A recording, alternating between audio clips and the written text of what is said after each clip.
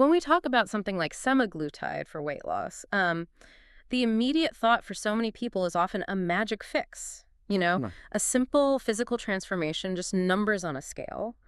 But what if that popular perception misses the entire deeply human point? It really, really does. Hmm. Our deep dive today explores the work of Dan Hollis, whose insights reveal that this journey, especially with medical tools, is profoundly more complex than just losing pounds. It sounds like it. A truly human experience, not just biological. Exactly. And to guide you through this, we've dived into Dan Hollis's powerful manifesto and also some very specific, quite poignant field notes from his work. Yeah, those field notes are something else. They offer this unique, deeply human perspective on what actually happens when the body changes, and maybe more importantly, when the inner self hasn't quite caught up yet. Right. So our mission for you in this deep dive is to unpack these critical nuances and the surprising psychological terrain that emerges when that physical transformation outpaces inner adaptation. Yes. We'll explore why support, that emotional recalibration, and finding a new narrative are just as vital as the biological changes the body goes through. Okay, so if the common perception is this magic fix, what then is Dan Hollis's core premise from his manifesto? Our sources suggest it's something very different from just a drug journey. Hollis's core premise is really powerful. He says, this is not a drug journey, it's a human one. Yeah. Semaglutide is a powerful tool, yes, absolutely, but only if you truly understand its real impact. Yeah. How it alters the brain's perception of hunger, satisfaction, reward. This can be incredibly liberating, of course, but also surprisingly terrifying for some. Terrifying. Interesting. Yeah, and that's precisely why Hollis emphasizes guidance, education, and real human support. It's about much more than just the medication. It's about the whole person. That makes sense. It's a powerful shift in perspective because, for so many of us, willpower has been the go-to. We just need to try harder. Right. But if it's not about shame, where does willpower fall short in Hollis's view? What's he saying? Well, Hollis's perspective is pretty clear on this. Willpower fails because biology, emotion, and these deep-seated habit loops are just stacked against us. Okay. The solution, he argues, lies in insight, in structure, and tools that genuinely meet biology where it's at, not fighting it constantly. Mm-hmm. And he reiterates this message from his manifesto. It's quite striking. There is no shame here, only process. I like that. Only process. It means you are not broken or lazy or undisciplined. You're just working against, unarticulated biology and a really confusing culture that often profits from that confusion. It's a fundamental reframing. That reframing feels huge. And we know hunger isn't the only reason we eat, right? There's anxiety, loneliness. Boredom, overstimulation, lack of support.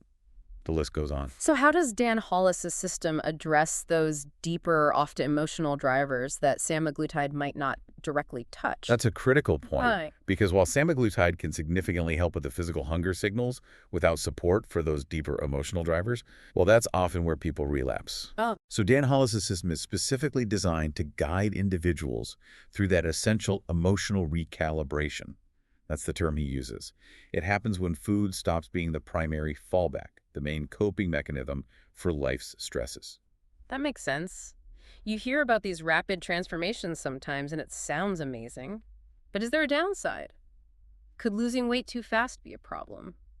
Dan Hollis seems to think there's a trap here. There absolutely is. It's what Hollis calls the trap of losing weight too fast. And it sounds counterintuitive, I know. Yeah, it does. But it can actually slow your metabolism right down, reduce crucial muscle mass, and really negatively impact your long-term outcomes. Sustainability goes out the window. That's why his approach focuses so much on pacing, carefully timing your nutrition, your habits, your progress, in a way that the body can genuinely sustain. It ensures healthier, lasting results. It's about building a solid foundation, you see, not just chasing a number on the scale. Right, not just a quick drop. So many people might see semaglutide as a long-term thing, maybe even permanent. But Hollis focuses heavily on the journey after the medication. Why is that after so critical in his view? Because semaglutide isn't meant to be forever for most people. Hollis really stresses that when people stop taking it without a clear plan, Things can slide back. exactly, old patterns, appetite, those emotional triggers, they can all come roaring back. That's why he emphasizes talking about the after from the very beginning. From day one. Yes, building habits that can live beyond the injections.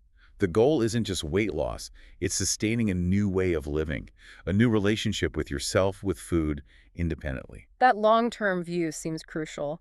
Hollis also talks about starting right rather than just starting over. Mm. What does that philosophy really entail? It sounds like more than just rules or prescription. Oh, it is. He emphasizes that weight loss is fundamentally about relationship. Relation. Yeah. Your relationship to food, of course, but also to your body, and crucially, to the people guiding you through it. Hollis offers a map, a guide, and a supportive community. He says, you're not starting over, you're starting right, Starting right. which means starting with alignment, with understanding, not with shame, and recognizing you don't have to do it alone.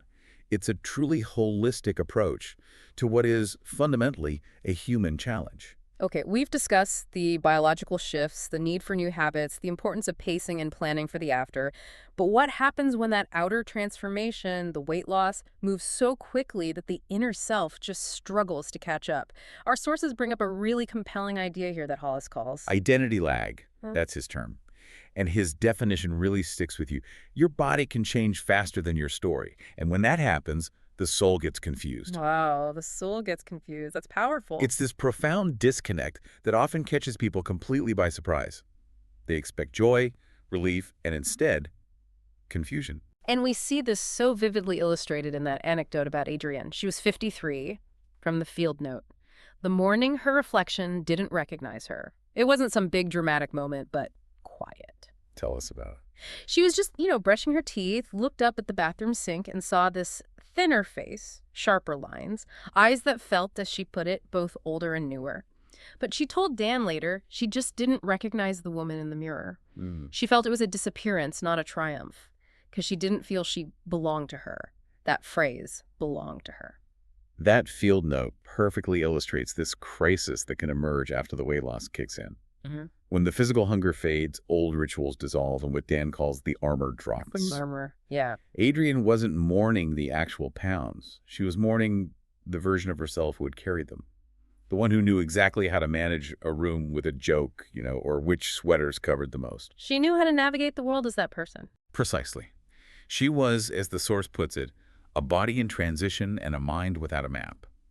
She had lost weight, yes, but gained this profound sense of being lost. Which leads to that quote from Dan Hollis, weight loss is biology. Staying there is narrative. What's the real depth of that statement? It sounds simple, but feels huge. It is huge.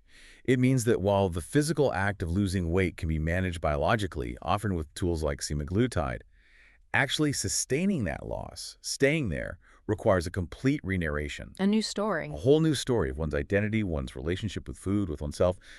Hunger doesn't simply vanish forever. It shapeshifts, as Hollis says. It becomes memory, confusion, maybe just an empty space where something used to be. And here's Hollis's crucial insight. People don't relapse into hunger. They relapse into confusion. Relapse into confusion. That's fascinating. So if the cravings stop and that truth begins, as Hollis puts it, what do you actually do with that suddenly open space? It sounds almost scary to navigate. It can be. And Hollis's guidance is very practical here. You build, you scaffold, and you stitch new rituals into old routines. You actively create something new in that space. Okay, building, scaffolding. And he encourages treating hunger, when it does pop up, not as the enemy, but as a signal that something inside still needs naming. Maybe it's not physical hunger, maybe it's something else asking for attention. And the sources emphasize this strongly. Support isn't optional. It's neurobiological scaffolding. Think of it like building sturdy new pathways in your brain, new mental habits to support these emerging patterns. Instead of just falling back into the old ruts. Exactly, because semaglutide offers this valuable pause by reducing the noise of appetite, right? But that quiet space, that silence, can actually be dangerous if old, buried stories or traumas are allowed to rise up without any guidance or support. That makes so much sense. And Dan helped Adrienne rewrite the names of things. Shame became memory. Control became curiosity. Discipline became alignment. It's like giving her a whole new language for her experience. Absolutely. And through that process, he essentially granted her permission. Permission to not know who she was in that moment. Permission to feel awkward in the in-between phase. Which must be so common. Very common. And permission to build a new story without feeling like she had to completely burn the old one down. The past is part of us, after all. Right. And Adrienne's story concludes with such a powerful image. The mirror didn't change, But her way of greeting it did. She stood longer, didn't flinch away. It's this quiet, profound victory of self-acceptance, of starting to feel like she belonged to herself again. That's beautiful, really. So for anyone listening, if you've ever looked in the mirror and felt the shape was right, but maybe the soul felt a bit missing, if your reflection has felt more like a stranger than a home, you're definitely not alone in that. Not at all. Yeah. You're just in that part of the story, perhaps, where you learn how to belong to yourself again. Mhm. And as the sources remind us, the old hunger is gone, but something more honest is arriving. Let it in. Let it take its time. Yeah. You're not behind. You're just beginning. So wrapping this up, the core lesson from Dan Hollis seems crystal clear. This whole journey isn't just about eating less or the number on the scale. It's about living more. That's it, exactly. Mhm. Understanding that crucial distinction. Weight loss can change your body, but only story can change your future. Mm. The real work, the deep work, begins when you stop needing food to explain or manage your feelings. Biology, sure, it can give you results, absolutely. But psychology, the mind, the story, that can dismantle those results if you don't have the proper support and a new narrative to guide you. That really brings it all together. So to leave you, our listener, with a thought-provoking idea for your own journey, maybe inspired by Dan's work. Beyond just physical changes, consider what habits, what routines, maybe what armor, as Hollis calls it, you might be ready to gently drop in your own life. Yeah, what truth might be waiting for you in that quiet space that opens up? And what new story are you ready, perhaps, to begin building for yourself, one conscious step and one act of permission at a time?